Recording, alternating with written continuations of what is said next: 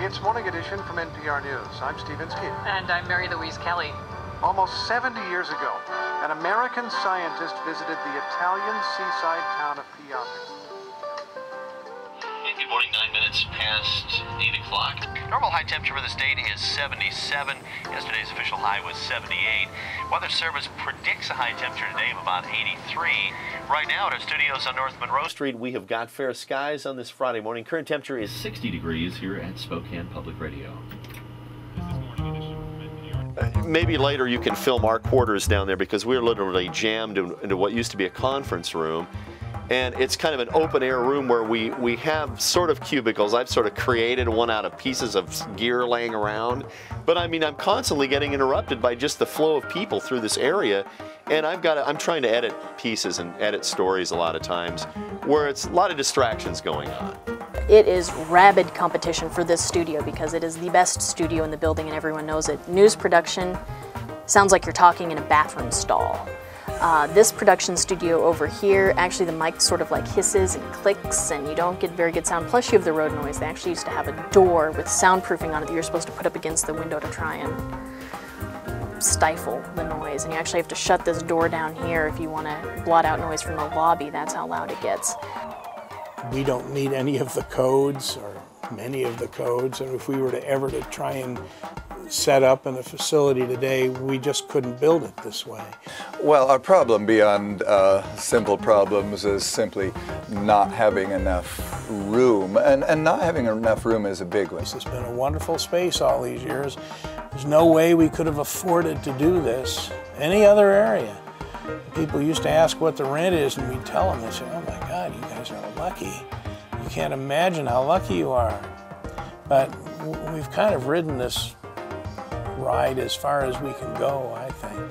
So we've just kind of outgrown the space. It's time to figure out what we're going to do to be able to really do the kind of stuff we know we can do. How are we going to do it? And I think we're going to need a new facility. I just don't see any other way. One thing I find is that we are the focal point for the amazing people in the community. When I play something on the radio, I'm aware that anything I say, any piece of information I say, there's somebody out there that's been there, done that, that knows much more about it than I do. You mentioned Porgy and Bess, and you find somebody that saw it in 1952 in Chicago on their first date. And so there's somebody that knows in so well everything, and we could bring more of those voices in, and we could really capitalize so much more on the combined knowledge of our whole community if we had a lot more and more efficient production facilities. It's hard.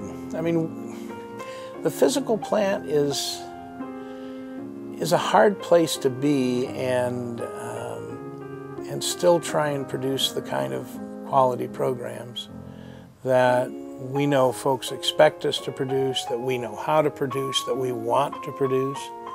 There are a lot of things we could do if we had a facility that was built for it.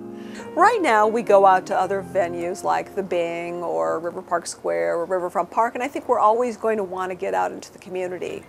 But we would like to enhance our localism by being able to do more live things or produce things at the station. And there's an incredible expense and use of people power whenever we go out into the community. It takes a lot of volunteers, takes a lot of staff members, takes a lot of money to rent all these venues. If we had our own venue, we could increase the number of things that we were doing that were inherently local. You know, it's all part of just trying to provide a bigger and better service, and things are getting more and more crowded. And now with this new form of radio about ready to hit from us, HD radio, there will be additional program streams. We've just got nowhere to put it. technology is radically changing, and all of a sudden there is the technology for us to create 3, 4, 5, and 6 program streams. There's the information available to create those program streams, and then also, frankly, there's an increasing expectation in the internet generation and the Facebook, etc. generation. They're not going to be satisfied with just one nice, funky old radio station trying to be all things to all people. And so we absolutely have to keep up with this exploding expectation of the world, and so that way we can be the radio station for 2025. The heart of an organization happens in its performance studio, the heart of a public radio operation. We could do a lot better if we had a better facility.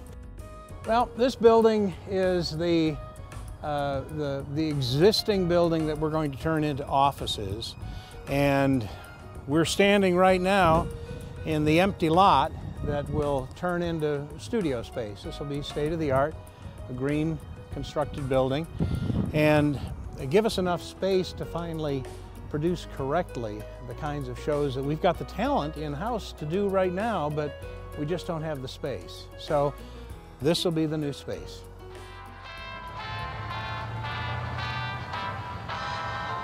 This is All Things Considered from NPR News. I'm Melissa Block. And I'm Robert Siegel. You've heard our expeditions down those exotic foreign rivers, the Volga,